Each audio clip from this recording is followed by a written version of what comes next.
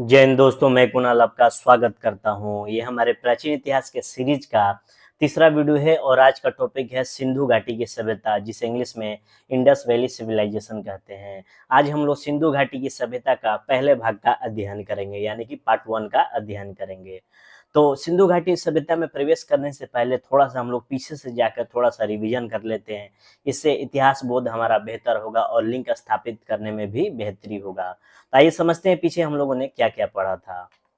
हम लोगों ने अपने इतिहास की शुरुआत मिस्र की सभ्यता या नील नदी घाटी की सभ्यता से की थी, जिसका समय काल 3500 बीसी रहा है। उसके बाद हम लोगों ने मेसोपोटामिया या दजला फरात या सुमेरियन की सभ्यता का अध्ययन किया था, जिसका समय काल बात करें तो 3200 बीसी से लेकर 3100 बीसी के बीच में रहा है।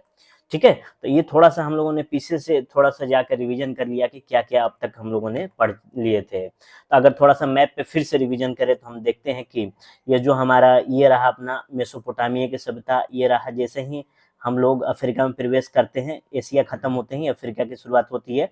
यहाँ पर मिस्र की सभ्यता या नील नदी घाटी की सभ्यता स्थापित हुई थी, और यहाँ पर मेसोपोटामिया की सभ्यता, और ये रही अपनी भारत की सिंधु घाटी की सभ्यता। जो कि सिंधु घाटी की सभ्यताएं भारत, पाकिस्तान और अफगानिस्तान तीनों देशों में आज वर्तमान में मौजूद है।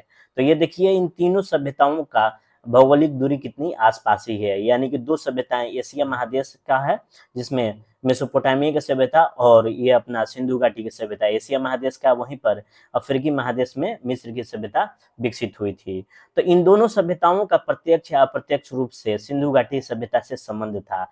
आज इन पीछे से अगर आप लोगों ने नहीं पढ़ा तो जाकर इन दोनों सभ्यताओं का अध्ययन कर लीजिए, जिससे सिंधु घाटी सभ्यता को समझना और भी आसान हो जाएगा। इसलिए मैंने प्लान वे में पढ़ाया था मेसोपोटामिया की सभ्यता और नील नदी की सभ्यता, ताकि आपको सिंधु घाटी की सभ्यता सिंधु घाटी की समझ की बेहतर हो जाए, सिंधु घाटी की जो समझ है वो और भी बेहतर हो जाए।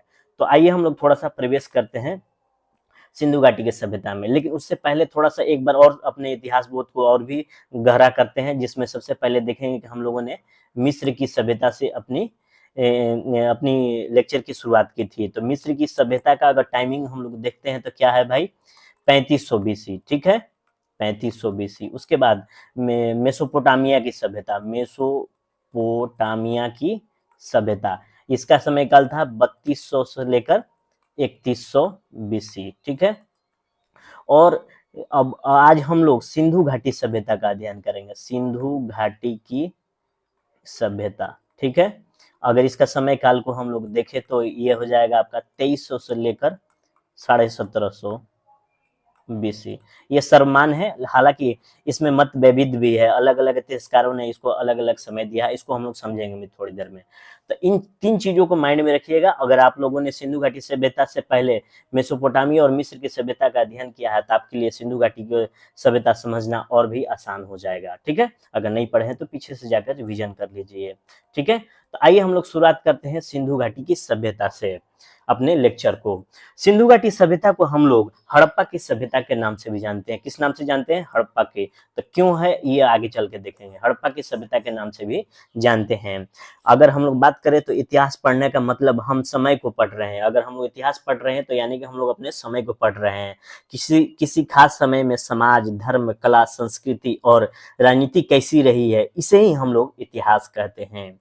अगर बात करें तो सिंधु घाटी सभ्यता का समय काल हम लोगों ने क्या बताया था, 2300 से लेकर अपना समय बताया था 1750। ठीक है, इसको माइंड में रखिएगा थोड़ा सा। ठीक है, अलग अलग किताबों में भी अलग अलग है, 2200 से कहीं 1800 का समय काल दे रखा है, कहीं 2500 से लेकर 1700 दे रखा है। तो अब हम लोग इसको अध्ययन करेंगे 2300 से लेकर 1750। शायद ये एनसीईआरटी में मेंशन किया गया था, आप लोग इसको ज्यादा प्रेफर करें। बाकी आगे पीछे थोड़े बहुत समय काल होते ही रहते हैं। तो ठीक है, तो अगर बात करें तो इसका समय काल रहा है 2300 से लेकर 1750 अराउंड में। ठीक है, अराउंड फिगर हम देखेंगे। तो अगर यही बात करें तो ये सभ्यता का कार्यकाल अगर बात करें तो 500 सालों का करीब करीब रहा है। अगर बात करें तो इतिहास व्यापक है, मत विभिन्न का विषय है, माने व्यापक है, बड़ा है, मत विभिन्न माने लोग अलग अलग इतिहासकारों का अलग अलग विचार रहा है। सिंधु घाटी की सभ्यता मेसोपोटामिया और मिस्र की सभ्यता की बात की है। हमने बताया ही है कि अपनी जो मेसोपोटामिया की सभ्यता रही है 3200 के राउंड में रही है, मिस्र की 3500 रही है और अपनी सिंधु घाटी 2300 रही है। तो ये बाद की सभ्यता है इन दोनों सभ्यताओं से। यहाँ की नगर योजना व्यवस्थित थी। यहाँ की जो नगर योजना थी सिंधु घाटी सभ्यता की, वो व्यवस्थित थी, इसलिए इस सभ्यता को नगरीय सभ्यता भी कहते हैं। परंतु इसके बाद, एक तुरंत बाद नहीं, 2-2.5 सालों के गैप के बाद वैदिक सभ्यता आई, जो कि ग्रामीण सभ्यता के नाम से जानी जाती है। ठीक है, तो हम लोग इस तरह हम देखेंगे कि सिंधु घाटी सभ्यता को हम लोग नगरीय सभ्यता कहेंगे। क्यों कहेंगे, आगे चल कर देखेंगे। लेकिन इस सभ्यता के संबंध में हमें जानकारी नहीं थी। 1920 से पूर्व हमें सिंधु घाटी सभ्यता का ज्ञान नहीं था। पुरातात्विक विभाग ने सिंधु घाटी के 2 जगहों पर खुदाई की। एक जगह का नाम था मोहनजोदड़ो। क्या नाम था भाई, मोहनजोदड़ो। और दूसरा था हड़प्पा। तथाकथित इन्हें हम लोग जुड़वा राजधानी भी कहते हैं। और वर्तमान में ये कहाँ पर है, पाकिस्तान में। इसको ध्यान रखिएगा, कहाँ पर है, पाकिस्तान में। ये पाकिस्तान है, ये देखिए, ये मोहनजोदड़ो है और एक ये रहा अपना हड़प्पा। इसको थोड़ा सा ध्यान रखिएगा, ये हड़प्पा है, ये अपना मोहनजोदड़ो। इन दोनों को क्या कहा जाता था, तथाकथित जुड़वा राजधानी। ठीक है, और इनकी खुदाई सर जॉन हुबर्ट मार्शल पुरातत्व शास्त्री के देखरेख में की गई थी। अब इसको थोड़ा सा डिटेल में भी पढ़ेंगे कि कैसे कैसे किसने क्या खुदाई किया था। ठीक है, अभी थोड़ा सा परिचय ले लेते हैं। अगर मोहनजोदड़ो की बात करें तो किस नदी के किनारे है भाई, ये मोहनजोदड़ो सिंधु नदी के किनारे है। किस नदी किनारे, सिंधु नदी। और वहीं पर हड़प्पा की बात करें तो ये कौन सी नदी के किनारे, रावी नदी के किनारे। ठीक है, ठीक है, इसको ध्यान रखिएगा, आगे चलकर अब इसको भी पढ़ेंगे। इसके तत्व यानी कि सिंधु घाटी सभ्यता के तत्व अगर भारत में बात करें तो हरियाणा से शुरू हो जाता है। ठीक है, हरियाणा, ऊपर से अगर शुरुआत करें तो मांदा से, ये जम्मू एंड कश्मीर में है। ठीक है, मांदा हरियाणा में, उसके बाद सॉरी, मांदा जम्मू एंड कश्मीर में है, उसके बाद हरियाणा, उससे ऊपर अगर हरियाणा से ऊपर बात करें तो पंजाब का क्षेत्र आ जाता है। उसके बाद ये वाला पार्ट राजस्थान वाला पार्ट, यहाँ वाला, ये राजस्थान वाला पार्ट में है। उसके बाद उसके नीचे आएंगे तो ये गुजरात वाले पार्ट में। उसके बाद हम देखेंगे तो एक यूपी का आलमगीरपुर आता है। ठीक है, ये वाला आलमगीरपुर, यूपी, ये सबसे पूर्वी भाग है। इन क्षेत्रों में सिंधु घाटी सभ्यता का विकास हुआ। भारत में अगर बात करें तो ये इसकी शुरुआत बलूचिस्तान से हो जाती है। कहाँ से, बलूचिस्तान, जो कि पाकिस्तान में है। बलूचिस्तान से राजस्थान के मरुस्थलीय क्षेत्र से, बलूचिस्तान से कहाँ से, राजस्थान के मरुस्थलीय क्षेत्र तक ये फैली हुई है। और हिमालय की तलहटी से, यहाँ से देख बात करेंगे, हिमालय की तलहटी से लेकर गुजरात तक ये फैला हुआ है। ठीक है, तो इसकी हम लोग अगर ये देखिए, मोटा मोटा अगर हम लोग इसका फिगर बनाए तो इस तरह से बनेगा, इस तरह से। ठीक है, ये अफगानिस्तान वाला पार्ट भी आ जाएगा। तो यानी कि फिगर ऐसा बनेगा, देखिए ऐसा, और इसको ऐसे जोड़ दे। ठीक है, तो इस तरह से ये त्रिभुजाकार आकृति लिए हुए ये फैला हुआ है। ठीक है, अपना सिंधु घाटी क्षेत्र का विस्तार है। तो कौन कौन देशों में भाई है, अफगानिस्तान में है, उसके बाद पाकिस्तान में है और भारत में। तो ये मेनली भारत और पाकिस्तान में सबसे ज्यादा है और अफगानिस्तान में 2 जगहों पर है। ये भी देखेंगे कौन कौन सी जगह रही है।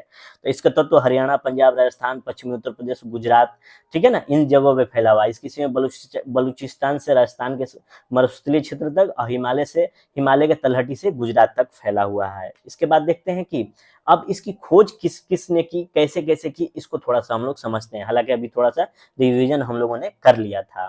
तो सिंधु घाटी सभ्यता की खोज की बात करें तो सर जॉन हुबर्ट मार्शल के नेतृत्व में 1921 में इसकी शुरुआत की गई। किसके नेतृत्व में, सर जॉन हुबर्ट मार्शल। ये कौन थे भाई, भारतीय पुरातत्व विभाग के अध्यक्ष थे। अगर बात करें तो हड़प्पा की खुदाई, मतलब सबसे पहले कौन सी जगह की खुदाई हुई थी, हड़प्पा की खुदाई। इस कारण से इस सभ्यता का नाम हड़प्पा की सभ्यता भी रखा गया है।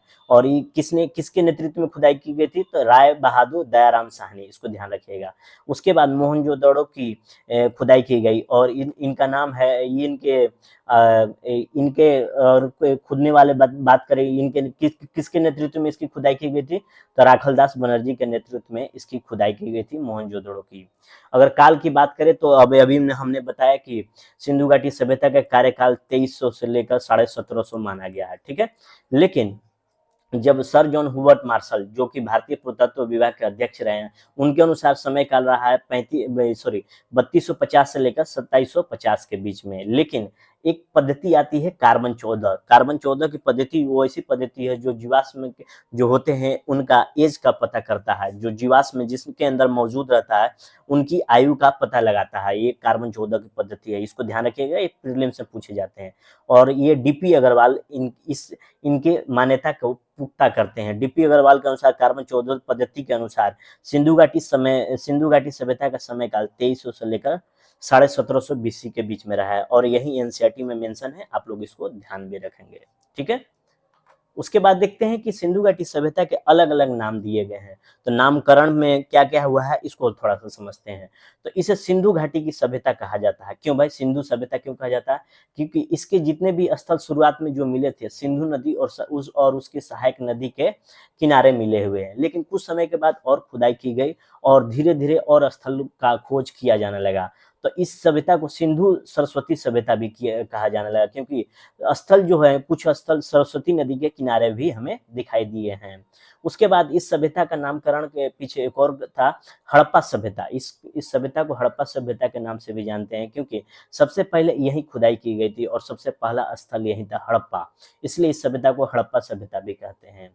अब अगर इसकी बात करें उद्भव को लेकर इतिहासकारों में मतभेद है। ठीक है, जैसे कि ऐसा कहा जाता है कि वैदिक युग जो हुआ था आर्यों के द्वारा खोजा गया था, तो उसके खोज के आधार पर, निर्माता के आधार पर हम बात करें तो विदेशी मत आते हैं। तो सबसे पहले विदेशी मत को देखते हैं।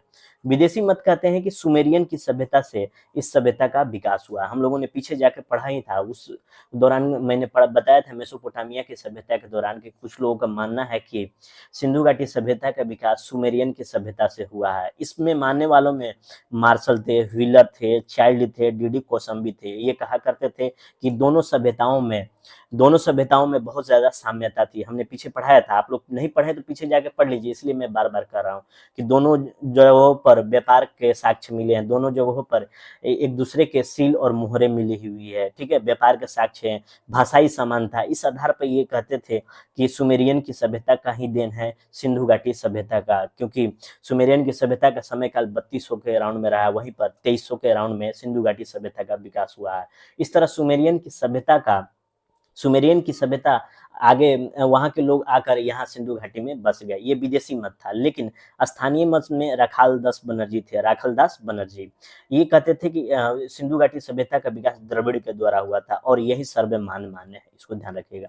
द्रविड़ का ही हमारे, यानी कि ये जो सिंधु घाटी की सभ्यता थी स्थानीय थी। जरूर सिंधु घाटी सभ्यता का व्यापार मेसोपोटामिया की सभ्यता से होता था, लेकिन वहां पर बहुत सारे चीजों में अंतर पाया गया। यहाँ की मोहरे, यहाँ के नाप तोल के तरीके, नालियां, ईंटों का मकान, ये थोड़ा सा डिफरेंट है मेसोपोटामिया की सभ्यता से। तो इस आधार पर ये लोग, राखालदास बनर्जी कहते हैं कि ये जो सिंधु घाटी सभ्यता है इसका निर्माण द्रविड़ सभ्यता से, द्रविड़ियन लोगों के द्वारा किया गया है। और एक है आर्यों का मान्यता माना जाता है कि आर्य किए थे। इनमें मानने वाले में थे टीएन रामचंद्र और लक्ष्मण स्वरूप पुसालकर। ये तो पूरी तरह गलत है, क्योंकि आर्य लोग तो आगे आए थे और आर्य विदेशी में थी, वैदिक सभ्यता का विकास किए थे। ठीक है, तो स्थानीय मत के अनुसार द्रविड़ों ने सिंधु घाटी सभ्यता का विकास किया था, इसको ध्यान रखिएगा। ठीक है, उसके बाद हम लोग इसके विस्तार को और भी देखें तो इसका कुल क्षेत्रफल की बात करें तो कुल क्षेत्रफल लगभग 13 लाख वर्ग किलोमीटर है। कितना है? 13 लाख वर्ग किलोमीटर। और जैसे जैसे खुदाई हो रही है, आज भी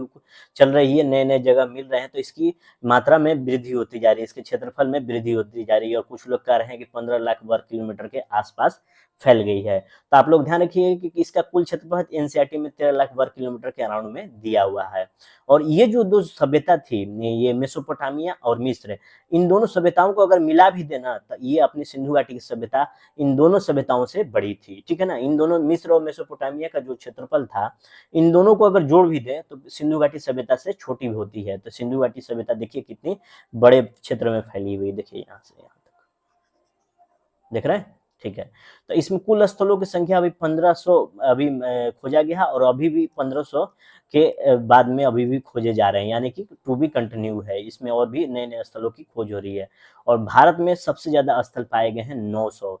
ये गुजरात में भारत में सबसे ज्यादा पाया गया है, यानी गुजरात राज्य में सबसे ज्यादा सिंधु घाटी स्थल हैं, सिंधु घाटी सभ्यता के स्थल हैं। ठीक है, और ये अगर बात करें तो भारत में उत्तर पश्चिम भारत में इसका विस्तार है। देखिए उत्तर पश्चिम भारत में ये वाला पार्ट में देखिए, अगर बात करें यहाँ पर एक एक मैप ले लें ऐसे और ऐसे, अगर इसको नॉर्थ बोलते हैं, इसको साउथ बोलते हैं, इसको ईस्ट बोलते हैं, ठीक है, इसको ईस्ट बोलते हैं, अगर इसको वेस्ट बोलते हैं। तो इन क्षेत्रों में यहाँ पर सिंधु घाटी सभ्यता का विकास हुआ, देख लीजिए आप लोग भी, ठीक है। इस क्षेत्रों में सिंधु घाटी सभ्यता का विकास हुआ। तो हमने पहले देखा कि भारत में 900 के अराउंड में है, पाकिस्तान में 500 प्लस है। देख लीजिए पाकिस्तान क्षेत्रों में भी ये जितने ब्लैक क्षेत्र हैं ये सिंधु घाटी सभ्यता के क्षेत्र है, और अफगानिस्तान में मात्र 2 ही क्षेत्र है सिंधु घाटी सभ्यता का, ठीक है। अगर जो इसकी चौहद्दी की बात करें तो उत्तर में मांदा है, ये देख लीजिए, ये कौन है, मांदा। कहाँ पर है, मांदा। ये है आपका JNK में, कहाँ पर है, JNK यानी कि जम्मू एंड कश्मीर में है। ये किस नदी के किनारे है, चिनाब नदी के किनारे है। उसके बाद दक्षिण में बात करें तो दाइमाबाद है, देख लीजिए यहाँ पर दक्षिण, ये दाइमाबाद, ये किस कहाँ पर है, दाइमाबाद।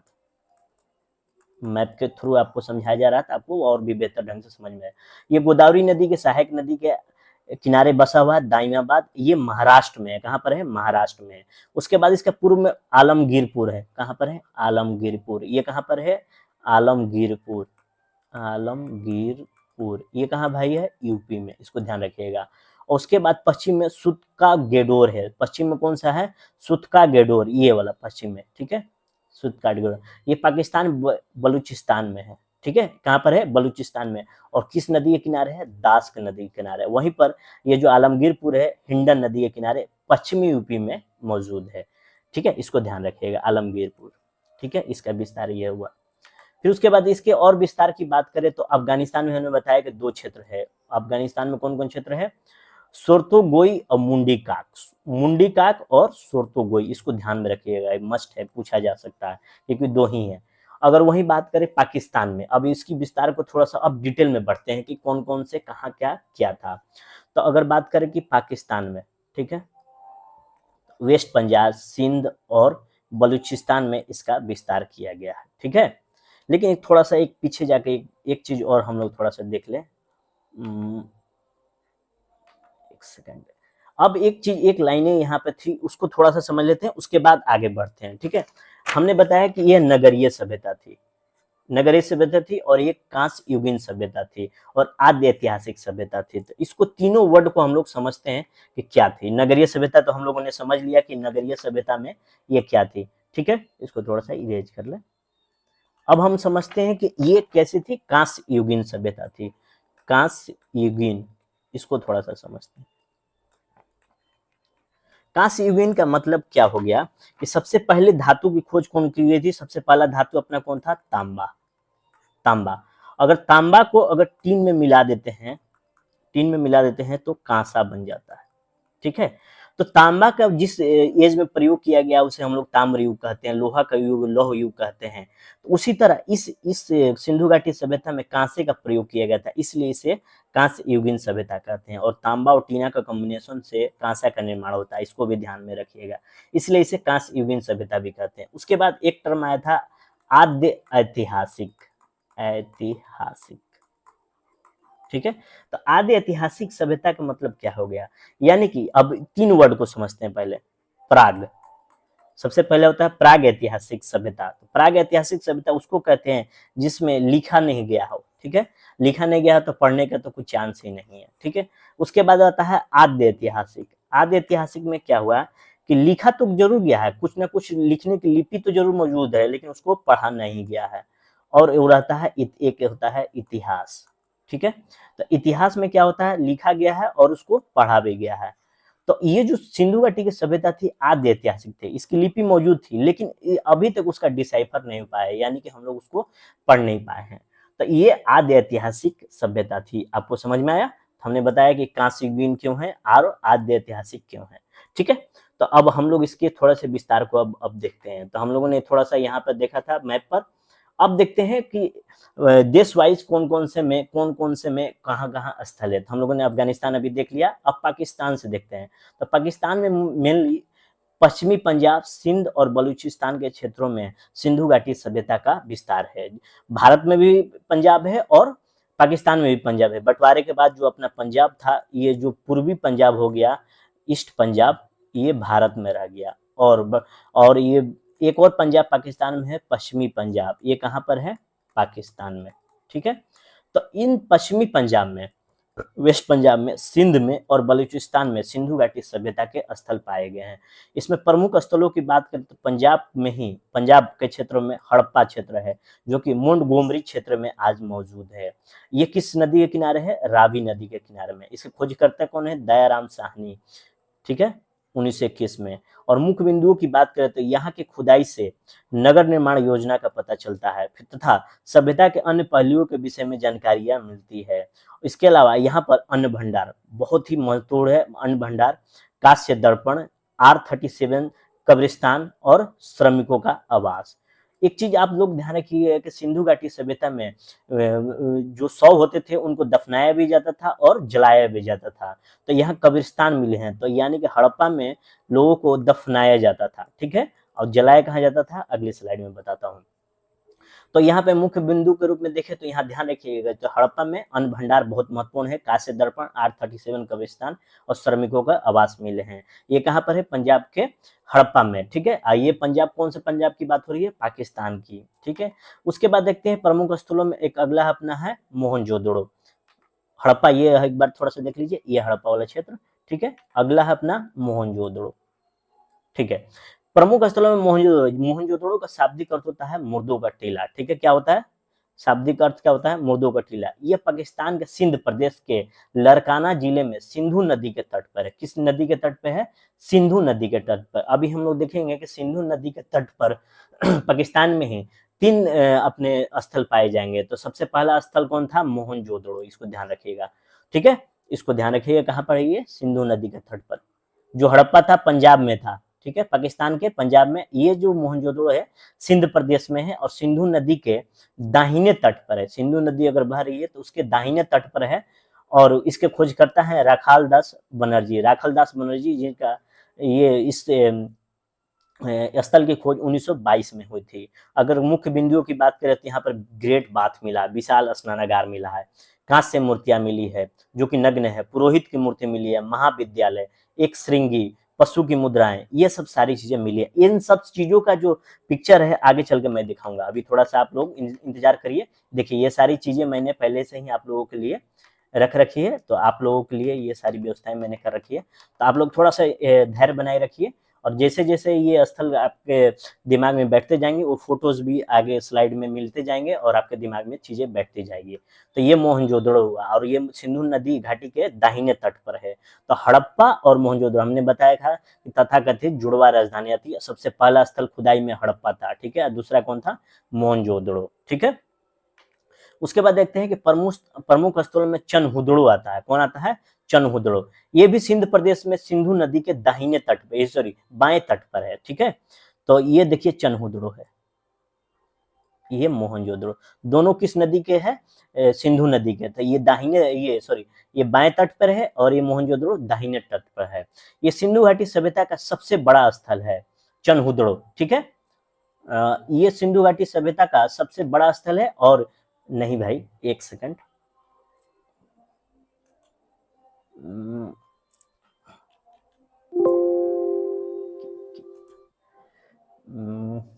एक सेकंड,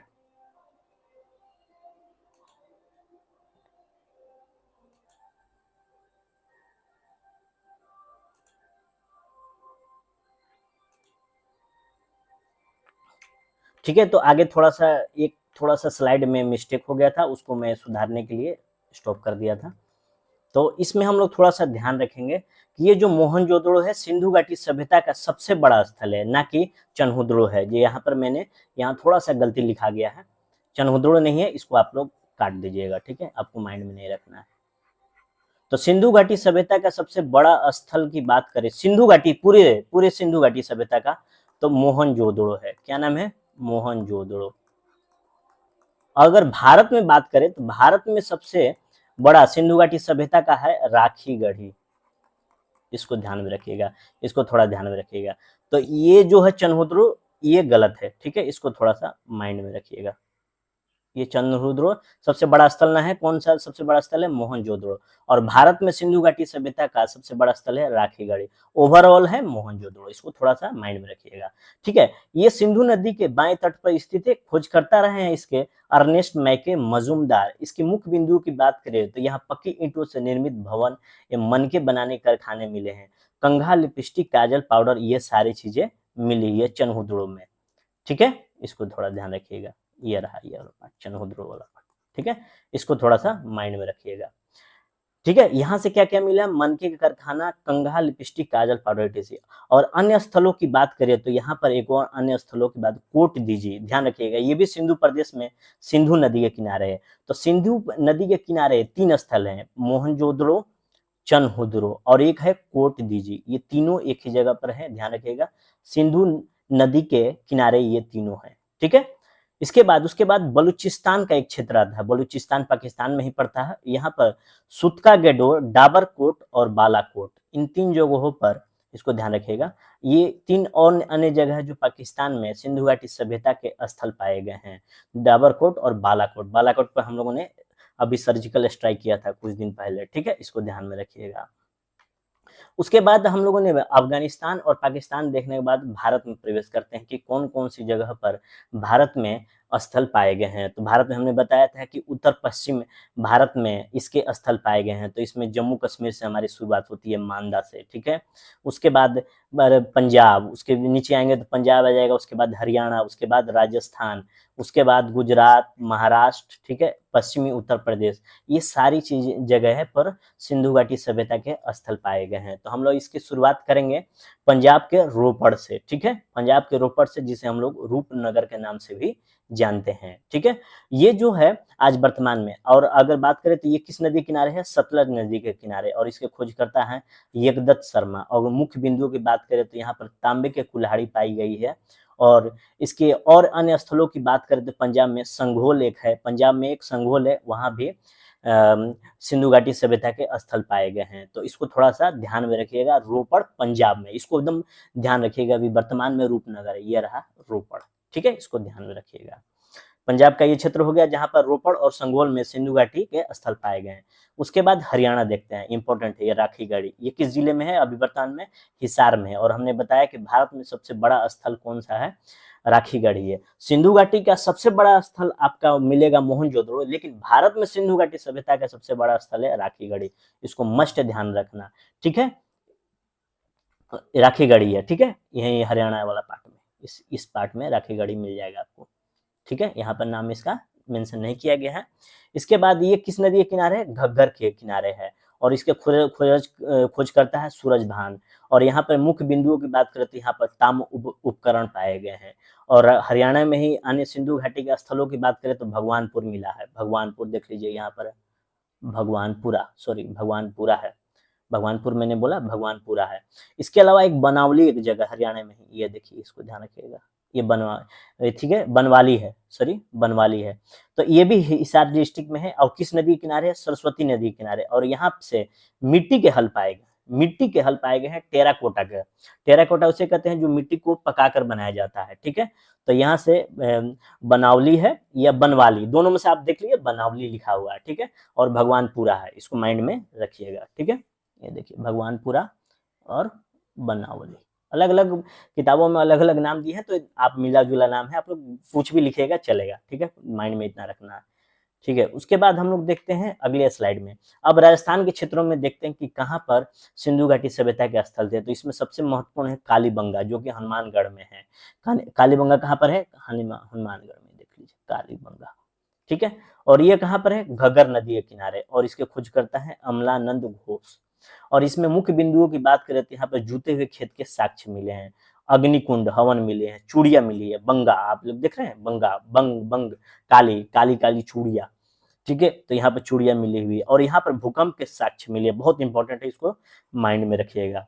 अन्य स्थलों की बात करें तो यहाँ पर बालाथल है, बालाथल ये एक जगह है, यहाँ पर राजस्थान में ही है। यहाँ पर सिंधु घाटी सभ्यता के अवशेष पाए गए हैं, ठीक है।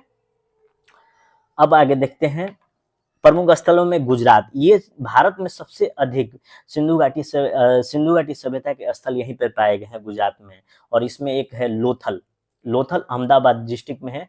इसके खोजकर्ता के रूप में हम रंगनाथ राव को जानते हैं, जो कि 1957 में किया था। और मुख्य बिंदुओं की बात करें तो यहाँ पर गोदी बड़ा पत्तन मिला है, चावल की खेती, ठीक है, यहाँ पर चावल की खेती होती थी। और यहाँ पर अग्निकुंड, हाथी के दांत, 3 युगल समाधियां भी मिली हुई है। और लोथल के बारे में एक और कुछ थोड़ी सी और जानकारी प्राप्त कर ले तो यहाँ व्यापार बहुत ज्यादा हुआ करता था। क्या होता था? व्यापार, क्योंकि यहाँ पर गोदी बड़ा था। गोदी बड़ा मतलब हो गया आपका डॉकयार्ड, ठीक है, डॉकयार्ड। और ये जो लोथल है किस नदी के किनारे है? भोगवा नदी के किनारे है। इसको थोड़ा सा माइंड में रखिए, एग्जाम में पूछा जाता है। उसके बाद अन्य प्रमुख स्थलों में गुजरात में बात करें तो रंगपुर है, ठीक है, अहमदाबाद में है, ये भादर नदी के किनारे है। और इसकी खोज करता है SR राव। और यहाँ से बहुत इंपॉर्टेंट है, धान की भूसी मिली है, राइस हस्क मिला है, ज्वार बाजरा मिला है, ठीक है। उसके बाद आता है सुरकोटदा, याद रखिएगा, ये अलग है। सुरकोटदा कच्छ डिस्ट्रिक्ट में है और ये भी सरस्वती नदी के किनारे है।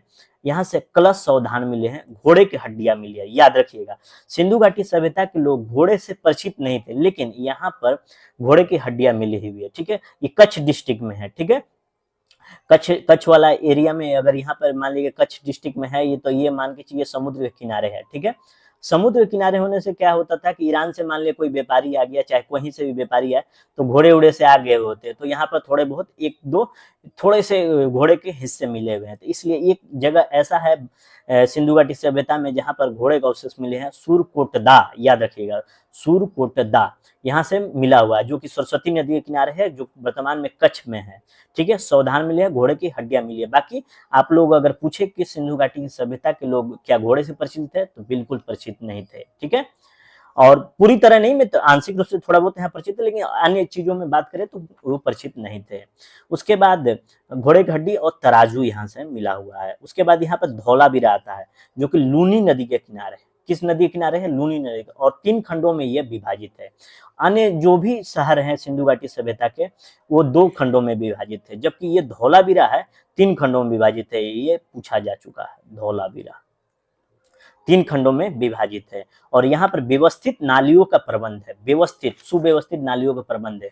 और लकड़ी की नालियां भी मिली हुई है, ठीक है, लकड़ी की नालियां भी मिली हुई है, इसको माइंड में रखिएगा। तो गुजरात में लोथल प्रमुख है, ठीक है, ये लोथल अपना प्रमुख हो गया। उसके बाद रंगपुर, ठीक है, इसको ध्यान रखिएगा। उसके बाद सुरकोटदा, इसको भी ध्यान रखिएगा। उसके बाद धौलावीरा, ये सारे प्रमुख स्थल है गुजरात में। उसके अलावा 2 और प्रमुख स्थलों की बात करें तो ये अपना है भगत राव और रोजदी। तो अगर यहाँ पर बात करें तो अगर मैप पे देखें तो इन सब चीजों को गुजरात वाले क्षेत्रों में बात करें, सुरकोटदा ये रहा, ठीक है, सुरकोटदा है, ये वाला पार्ट देख लीजिए, ये रहा सुरकोटदा, रंगपुर, ठीक है, रोजदी, लोथल, भगत राव, इनको ध्यान रखिएगा। ये सारे पार्ट कहाँ के हैं? गुजरात वाले पार्ट, ठीक है। यहाँ पर आपको मिल जाएगा सुरकोटदा वाला पार्ट, ये वाला देख लीजिए, ठीक है। तो ये रहा अपना गुजरात वाला पार्ट, ठीक है। इसके बाद देखते हैं कि ये कुछ छोटे छोटे हैं, और जिसमें उत्तर प्रदेश यानी पश्चिमी उत्तर प्रदेश, कौन सा उत्तर प्रदेश? वेस्टर्न यूपी में हम लोगों को मिलता है क्या?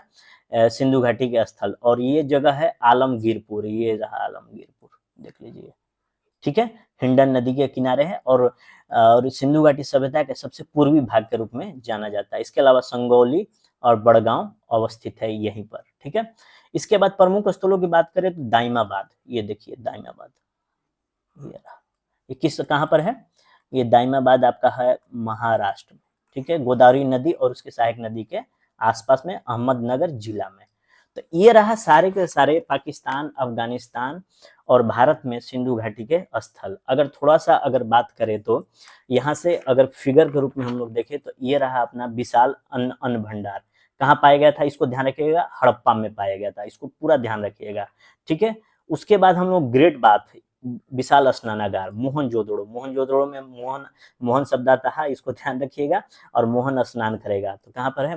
स्नानागार यहाँ पर आपको मिल जाएगा। उसके बाद लोथल में गोदी बड़ा पत्तन, डॉकयार्ड, ये देखिए डॉकयार्ड, इसको ध्यान रखिएगा, इसको पूरा एकदम कायदे से ध्यान रखिएगा। तो ये गोदी बड़ा यहाँ पे मिल जाएगा। उसके बाद आता है कालीबंगा, कालीबंगा में ये देखिए जूते हुए खेत आपको नजर आएंगे, ठीक है। और भूकंप के साक्ष्य भी यहाँ से मिले हुए और काली काली चूड़ियां भी यहाँ पर मिली हुई है।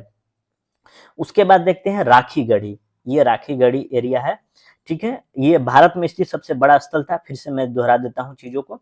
और ये ताम उपकरण के लिए, देखिए तांबे का उपकरण, यहाँ पर ढेर सारा तांबे का उपकरण आपको मिलता है यहाँ से।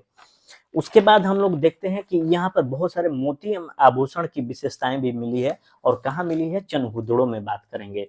क्योंकि मन के बनाने के कारखाना, कंघा, लिपस्टिक, काजल, पाउडर कहाँ मिला है? ये सारे के सारे चनहुदड़ो में मिले हुए हैं, ठीक है। ठीक है, ये रहा चनहुदड़ो वाला पार्ट। फिर आगे देखते हैं, मैंने कहा था ना कि आप लोगों को पिक्चर दिखाऊंगा तो थोड़ा माइंड में बैठ जाएगा। फिर उसके बाद टेराकोटा के खिलौने, ये कहाँ मिले हैं? बनावली में मिले हैं।